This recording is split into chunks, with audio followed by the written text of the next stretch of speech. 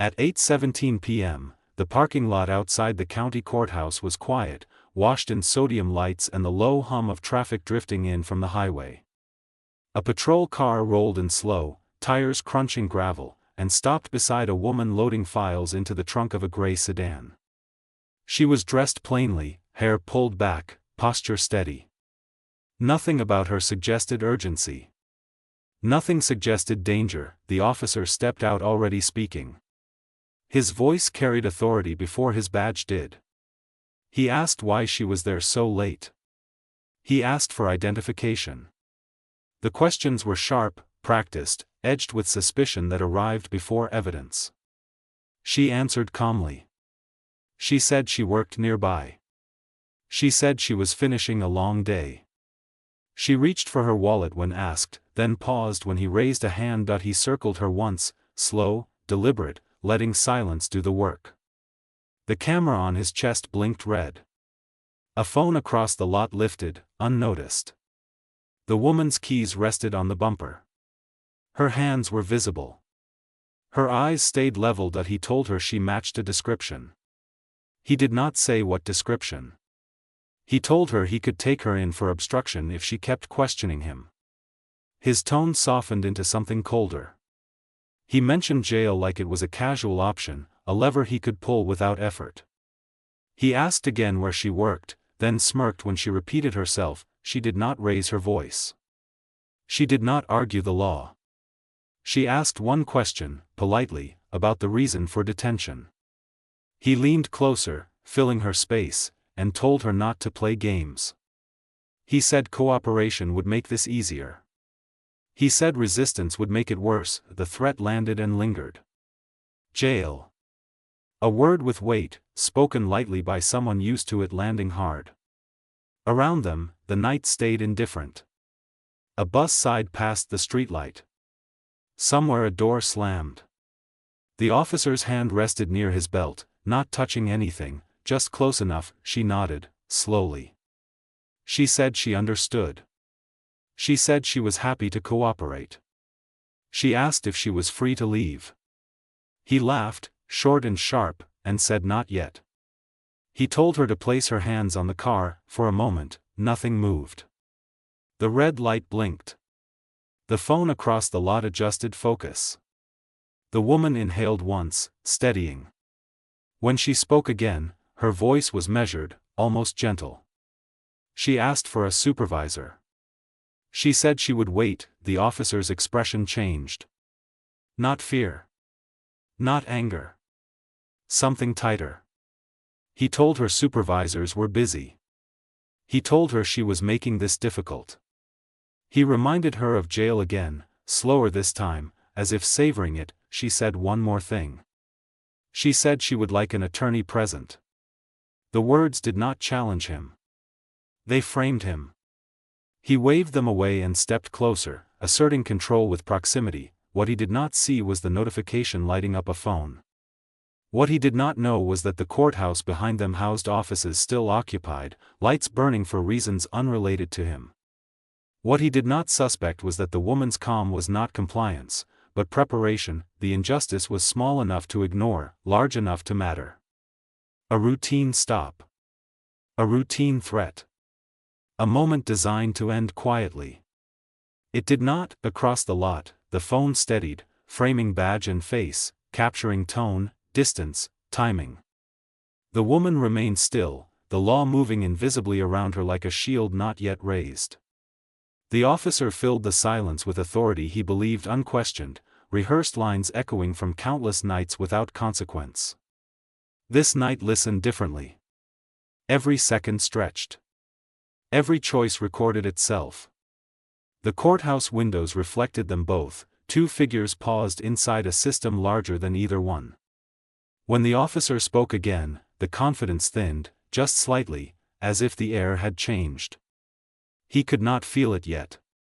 The audience could. The moment had begun to tilt, slow and irreversible, toward exposure. It was the kind of tilt that rewrites nights, careers, policies, and memory, beginning quietly, ending loudly, with rules finally pointing the right way for everyone involved there. The officer stepped back just enough to reassert distance, then filled it again with words. He asked her name a third time, slower now, as if repetition itself established cause. She answered again. The same name. The same calm. He wrote nothing down. He paced, glancing at the courthouse doors, then back at her, as though the building itself offended him by existing behind this moment. He radioed in, voice clipped, vague. Possible loitering. Uncooperative subject. The phrasing was deliberate. Language shaping reality in real time. She heard it. She let it pass. The woman knew how narratives were built, brick by brick, adjective by adjective. She stood still and let him stack them. When he finished the call, he asked where she was really going. He asked who she was meeting. He suggested she didn't belong there. The questions came faster now, impatience breaking through professionalism. Each answer she gave shortened his fuse. Calm was not what he wanted. Calm denied him escalation. A second patrol car slowed at the lot entrance but didn't stop. The officer watched it pass, jaw tightening. He wanted backup on his terms, not witnesses on theirs. He turned back to her and told her to keep her hands visible. She already was. He accused her of recording him. She said she wasn't. He accused her of being evasive. She asked how. He told her not to lawyer him. The irony passed unnoticed by him, but not by the phone still filming from across the lot, now joined by another angle as a passerby paused, sensing tension worth capturing. The officer stepped to her side and angled his body, a subtle tactic meant to herd. He pointed toward the car and told her to face it fully. His voice carried certainty, but his movements betrayed irritation. Control was taking effort. She complied halfway, turning just enough to acknowledge the instruction without surrendering posture. He corrected her sharply. He said he'd warned her. He said she was testing him. The word testing hung between them like an accusation and a confession at once. She asked again if she was being detained. He said yes. She asked on what grounds. He said obstruction. She asked what she was obstructing. He said his investigation. The circle closed neatly, airtight and hollow. The radio crackled. Dispatch asked for clarification. He responded with impatience, raising his voice just enough for dominance, just enough for the microphones. He did not notice how the woman's expression changed, not into fear, but into focus. A decision settling, she asked for his badge number. He refused. She asked for his supervisor again. He said last warning. He told her to stop making demands. He reminded her of jail for the third time, his favorite tool, polished by use. He described cuffs. He described a holding cell. He described inconvenience as punishment. The courthouse doors opened briefly. A man in a suit stepped out, checked his phone, and went back in. The officer watched him, misreading the moment as irrelevant. It was not. The woman spoke quietly. She said she was invoking her rights. She said she would remain silent except to request counsel. The words were precise, unadorned. They landed like paperwork dropped on a desk. The officer scoffed. He said this wasn't TV. He said rights didn't work like that. He stepped closer again, voice lowering into something meant to intimidate rather than instruct. He told her she was about to learn a lesson. The phones did not move. The red light did not blink faster. The night air felt heavier, charged by the imbalance playing out inside it. The officer reached for his cuffs, not pulling them free, just touching them, signaling intent. A threat without action, still a threat. She did not flinch. She did not speak.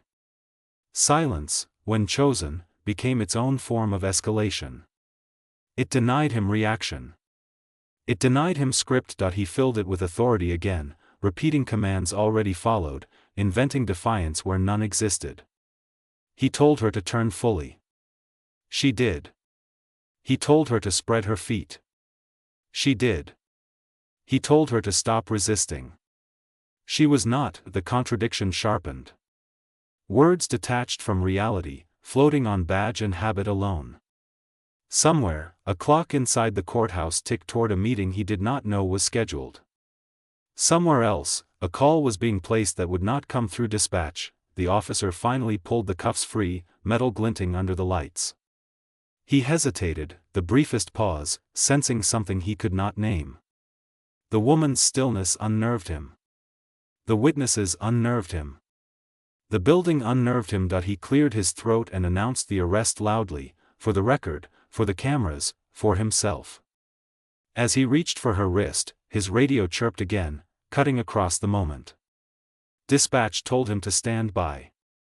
Said a call was coming in for him directly. He froze, hand hovering inches away, irritation flashing into confusion. He pressed the radio to his shoulder, listening. The pause stretched. The woman remained motionless. The phone zoomed in. Authority, once effortless, now waited on a signal. The radio call did not arrive immediately. Instead, silence settled, thick and uncomfortable. The officer lowered his hand from the cuffs but did not put them away. He looked at the woman as if she had orchestrated the interruption by standing still. He asked who she really was.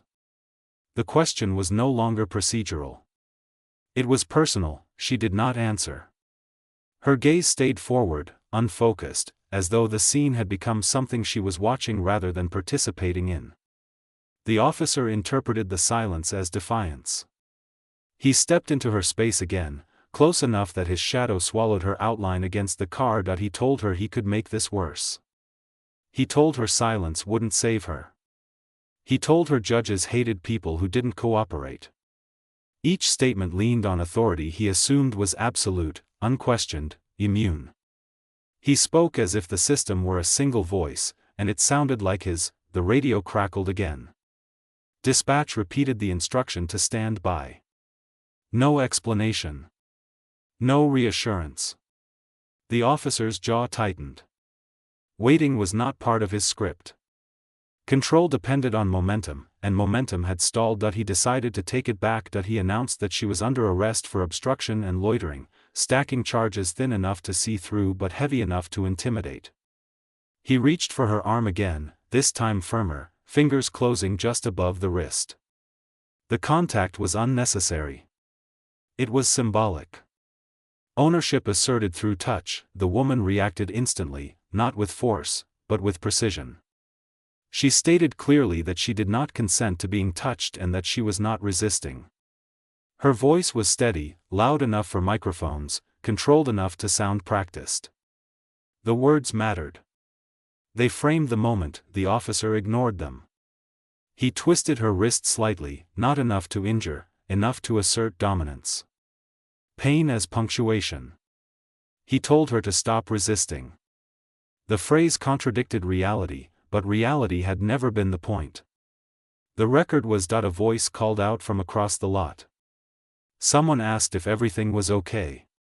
The officer snapped back that it was police business. The witness stopped moving but did not leave. Another phone rose. The officer guided the woman toward the hood, pressing her forward. She complied with the motion but repeated that she was not resisting. Her words stacked calmly against his actions, creating a split-screen truth that would not reconcile in his favor. He cuffed one wrist, metal clicking loud in the night. The sound carried farther than he expected. It echoed off the courthouse walls, sharp and final. He reached for the other hand. Before he could close the second cuff, the radio chirped again, louder this time, urgent. Dispatch instructed him to release the subject and stand down. The words were careful, formal. They did not explain. They did not apologize.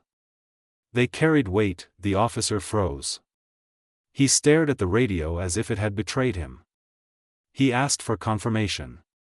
Dispatch repeated the order. Release and stand down. Immediately. He hesitated, scanning the lot, the witnesses, the phones, the courthouse doors. His authority, moments ago expansive, now felt conditional. He removed the cuff from her wrist slowly, deliberately, as if resisting the command by stretching it thin. He told her she was being detained pending further investigation, trying to reclaim ground with language. Dispatch cut in again, firmer now. Release the subject. Do not detain. The officer's face flushed. He uncuffed her fully and stepped back, hands moving quickly, almost nervously, as if the metal had burned him. He told her she was free to go, the words clipped, resentful. He did not apologize. He did not explain. She turned to face him fully for the first time since the cuffs. Her wrist was red. Her expression was composed. She asked for his name and badge number again. This time, with dispatch still listening, witnesses recording, and the courthouse glowing behind them, he answered. The misuse of authority had been casual, almost routine. The correction was not. It had arrived from somewhere above, unseen, reshaping the moment without raising its voice. The officer stood in the aftermath, stripped of momentum, watching the woman retrieve her keys and close her trunk. As she walked toward her car, the courthouse doors opened again. This time, several people emerged, their attention drawn outward by radios and messages and instinct. The officer felt the balance shift, not dramatically, but decisively, like weight transferred from one foot to the other. He did not yet know why. He only knew that something had gone wrong, and that the rules he had relied on were no longer bending the way they usually did. The woman did not leave immediately. She paused beside her car, keys still in hand, and turned back, not sharply, not with confrontation, but with the same measured control she had held all night. The officer stiffened, expecting complaint or threat. Instead, she spoke a single sentence, clear enough for every microphone. I'm requesting the incident number for this stop. The officer blinked. His mouth opened, then closed. He had not generated one. He had not planned for documentation beyond his own report, now compromised by dispatch intervention and witnesses. He told her it wasn't necessary. He said she was free to go. She nodded once. Then she said the words that changed the temperature of the air, "It will be necessary." The Department of Justice already has a copy of this interaction. The sentence landed without emphasis. No accusation. No drama. Just fact. The officer's posture shifted instantly. His shoulders tightened. His eyes moved, scanning the lot again, this time not for threats but for confirmation. Dispatch was silent. Too silent that he asked her what she meant. She answered calmly. She said she was counsel to a federal civil rights unit conducting a compliance review involving local departments. She said her presence at the courthouse was work-related. She said the review included body camera footage, citizen recordings, and officer-initiated stops after hours. She did not say DOJ like a weapon. She said it like a title. The officer swallowed. He looked down at his chest camera for the first time with awareness, as if remembering it was there. He touched it reflexively, then stopped himself. Across the lot, the witnesses leaned in without moving closer. Phones steadied. Someone whispered. The courthouse doors opened again, wider this time. A woman in a dark coat stepped out, phone to her ear, eyes already locked on the scene. She did not hurry. She did not need to. The officer asked for identification again, voice stripped of edge. Procedure reappearing too late. The woman provided it. She held it out long enough for him to read every line. His face changed as he did that. He handed it back without comment. The radio crackled. A voice he did not recognize came through, not dispatch, not casual. It instructed him to remain on scene and await a supervisor. The phrasing was careful. The authority unmistakable, the officer acknowledged, automatically. Habit overrode pride. He nodded once, as if agreeing with gravity. The woman returned to her car but did not get in. She leaned lightly against the door, unrestrained, unhurried. She was no longer the subject of the stop. The geometry of power had rotated. A supervisor's vehicle arrived within minutes, lights off, urgency implied by absence rather than noise. The supervisor stepped out already briefed, eyes moving between officer, witnesses, courthouse, cameras. He asked no questions at first. He listened to the radio clip to his shoulder. When he spoke, it was not to the woman. It was to the officer. "Step aside." The command was quiet. Final, the officer complied, moving a few feet away, suddenly small inside the open space he had once dominated. The supervisor addressed the woman with professional courtesy, introducing himself, apologizing for the delay, acknowledging the review. He did not apologize for the stop yet. That would come later, on paper, with signatures. He asked if she required anything. She said she required the incident number, the supervisor's name, and confirmation that all footage from the scene would be preserved. The supervisor agreed without hesitation. Behind them, the officer stood alone, watching his authority dissolve into process. He was no longer directing the scene. He was part of it. Subject to it, the supervisor spoke into his radio, initiating protocols rarely used and never casually. Internal affairs notification. Evidence hold.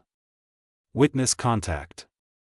The words moved outward, invisible but permanent. The woman thanked him and prepared to leave.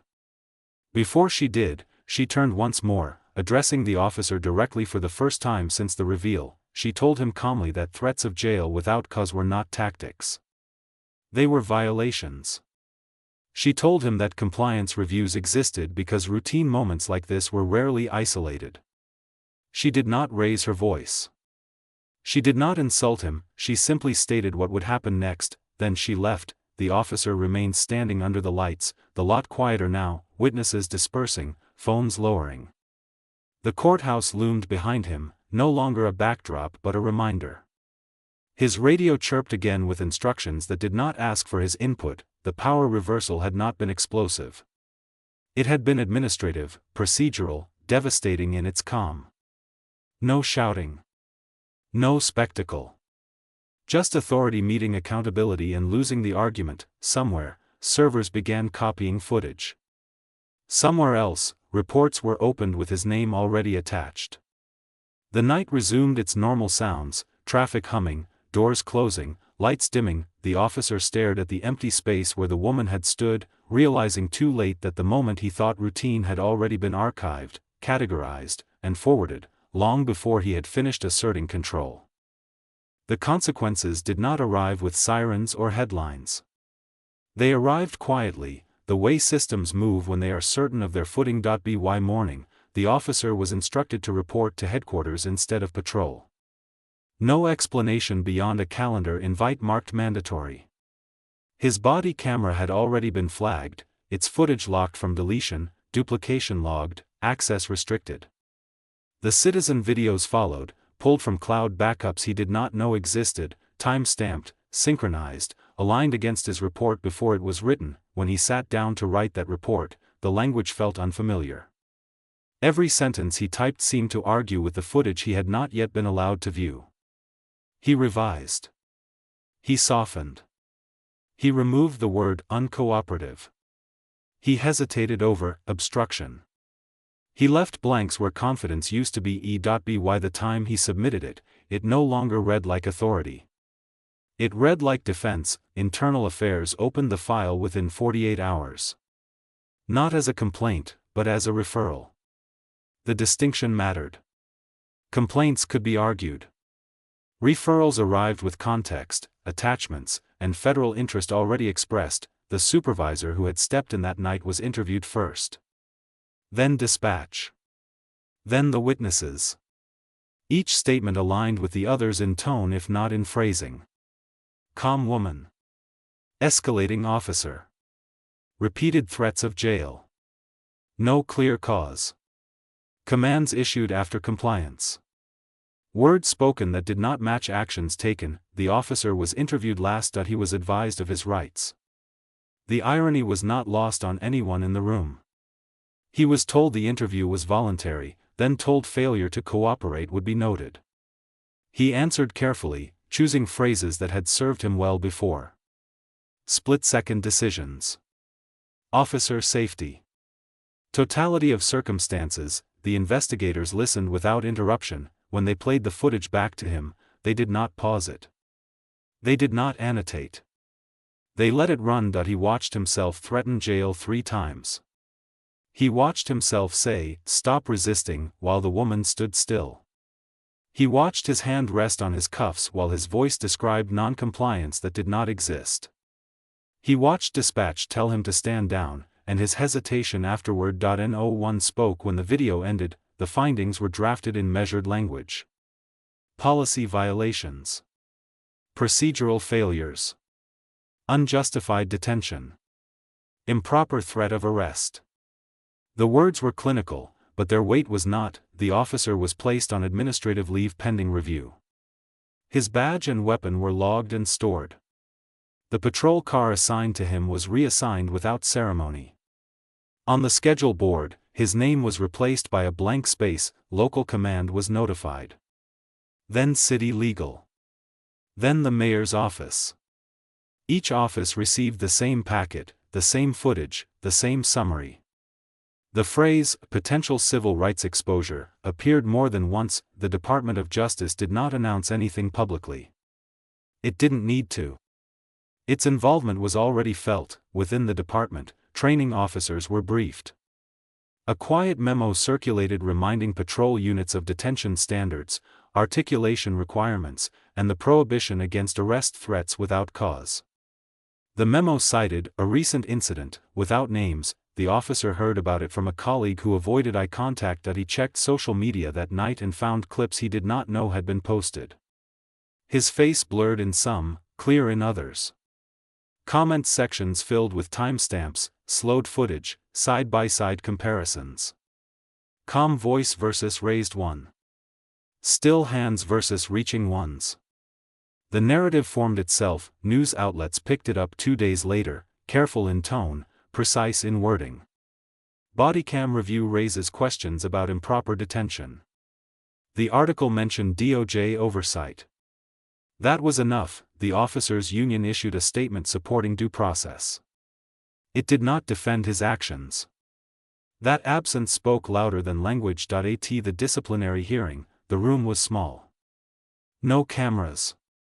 Just administrators, legal counsel, and a printed policy manual open to the relevant sections. The officer spoke when invited. He expressed regret without admitting fault, concern without responsibility. The panel deliberated longer than expected. Their decision was not termination. It was suspension without pay, mandatory retraining, and a formal reprimand placed permanently in his file. The reprimand mattered most.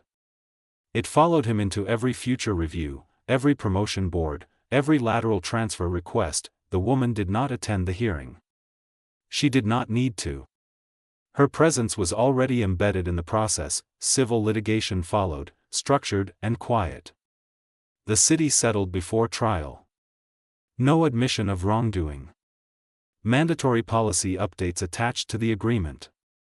Independent monitoring extended. For the officer, patrol felt different after he returned. The radio sounded louder. The camera felt heavier. Every interaction carried the echo of review, of playback, of analysis. He hesitated where he once commanded. He explained where he once assumed. Some nights, he drove past the courthouse lot without slowing. Other nights, he did slow, scanning the space as if the moment might still be standing there, waiting to repeat itself. Inside the department, recruits were shown a redacted version of the footage during training. The instructor paused it at key moments. This is where language matters. This is where escalation becomes misconduct. This is where authority turns into liability. No names were mentioned. Everyone knew whose it was. The consequences did not ruin the officer's life. They redefined it. They narrowed his margins. They placed boundaries where there had been none. They replaced assumption with caution, and somewhere in a federal office, the incident was logged as one data point among many, part of a pattern being measured, corrected, reduced, not by spectacle, but by repetition of accountability. The night in the parking lot was over. The system it exposed was still being adjusted, slowly, deliberately, one documented moment at a time. The reform did not announce itself as change. It appeared first as alignment. Within weeks of the settlement, updated directives moved through the department under the language of clarification rather than correction. Detention thresholds were restated. Arrest threats were explicitly categorized as coercive conduct when unsupported by probable cause. Supervisors were instructed to intervene earlier, document more, and assume review, not discretion, was the default condition of modern policing. Body camera policy shifted subtly but decisively. Activation requirements were expanded. Deactivation exceptions narrowed. Officers were required to verbally articulate grounds for detention on camera within the first minute of contact. Silence, once tolerated, was reframed as risk. Training schedules changed. Not dramatically. Strategically. Scenario modules were rewritten to include calm, non-confrontational subjects who did nothing wrong and did not escalate. Officers were evaluated not on command presence, but on restraint. On clarity. On the ability to disengage. The footage from the courthouse lot became part of that curriculum. Recruits watched it without commentary the first time. Just the raw interaction. The threat of jail. The lack of cause. The pause when authority faltered. Then they watched it again, this time with policy overlays, timestamps, and annotations explaining what should have happened instead. Veteran officers attended separate sessions. Smaller rooms. Closed doors. The tone was not punitive. It was corrective. Instructors emphasized how routine moments now lived far beyond the street. How authority was no longer judged by confidence alone, but by consistency with written rules that no longer bent quietly. Supervisors were retrained as well. Their role redefined from responder to filter. They were reminded that failure to intervene was no longer neutral. It was documented. Outside the department, the city implemented the monitoring provisions attached to the settlement. An independent auditor reviewed stops after hours, tracking patterns, language, outcomes. Quarterly reports were issued, dry and data-heavy, but their implications were clear. Fewer discretionary detentions. Fewer complaints. Fewer settlements. The Department of Justice did not expand its review publicly. It didn't need to. Its presence was already understood. Departments adjusted not because they were ordered to, but because they were being observed. Community meetings followed. Not forums for outrage, but briefings. City officials explained changes. Advocates asked precise questions. The woman's name was not mentioned, but her influence shaped every answer. She continued her work elsewhere, moving through jurisdictions, reviewing footage, interviewing administrators, mapping compliance not as an abstract ideal but as a measurable behavior. The parking lot incident became one reference among many, but it held a particular weight. It was clean. Documented. Unambiguous. Inside the department, officers adapted. Some resented the changes. Others welcomed the clarity. Younger officers entered a system where threats without cause were no longer normalized. Where calm citizens were not puzzles to be solved, but signals to disengage. The officer at the center of it all attended retraining alongside peers who did not look at him. He passed the assessments. He followed the scripts. He learned the language of articulation not as a weapon, but as a boundary. His evaluation stabilized. His file remained marked. The reform did not erase what happened. It absorbed it. Months later, the auditor's report showed sustained improvement. The city renewed the monitoring agreement voluntarily. The DOJ reduced its direct involvement, satisfied that correction was holding without pressure. No statue marked the change. No speech commemorated it. The system adjusted quietly, as systems sometimes do when exposed to light long enough. In the courthouse lot, the sodium lights were replaced with LEDs. Brighter. Clearer. The cameras mounted nearby captured wider angles now, upgraded as part of a separate initiative justified by unrelated budget language. On most nights, nothing happened there. That was the point. The reform was not about one woman or one officer. It was about making moments like that increasingly difficult to repeat without consequence. About ensuring that calm intelligence, documented and protected, carried more weight than volume or threat. the system did not become perfect, that IT became accountable. The story did not end with applause or outrage. It ended the way accountability often does, quietly, in the absence of repetition. Weeks after the incident, the parking lot returned to routine. Cars came and went. Officers passed through without stopping. No voices rose. No threats were made. The absence itself became evidence that something had shifted. The woman never sought attention for what happened. She did not give interviews. She did not frame herself as a symbol. She returned to work, to files and footage and meetings where patterns mattered more than personalities. Her role had never been to confront power loudly. It had been to let power reveal itself, then measure it against its own rules. For the officer, the night lingered longer. Not as humiliation, but as restraint. Every decision after carried an added pause. Every command was weighed against documentation, policy, memory. Authority remained, but it no longer traveled alone. It moved with awareness. For the department, the incident became a reference point, rarely named, often implied. A reminder that calm misconduct was still misconduct. That routine threats were still violations. That cameras did not change behavior by existing, but by being taken seriously after the fact. For the witnesses, the moment stayed archived on their phones, then faded into other content, other stories. But it left behind a quiet confidence that intervention did not always require confrontation. Sometimes it required presence. Sometimes it required pressing record. Sometimes it required doing nothing except letting truth unfold. This is how systems change, not through spectacle, but through accumulation. Through moments that refuse to disappear. Through rules applied evenly, even when it is inconvenient. Through accountability that does not shout, but documents. If this story felt familiar, it is because it was designed to be. Not unique. Not extraordinary. Just clear. The call to action is not outrage. It is awareness. Know your rights. Use them calmly. Document what happens. Support systems that correct behavior rather than excuse it. Demand processes that do not depend on luck, identity, or volume. Justice does not always arrive dramatically.